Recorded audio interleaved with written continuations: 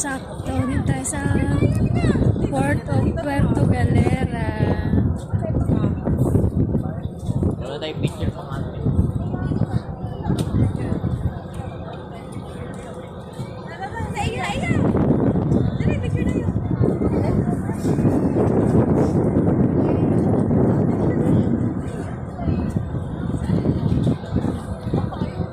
Yay! Finally, nakarating din sa Puerto Galera.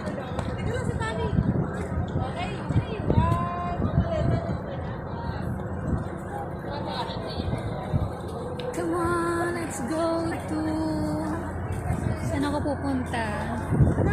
15 minutes away lang daw dito yun eh. Nakita ko lang sa TikTok yung pupuntahan ko na lugar.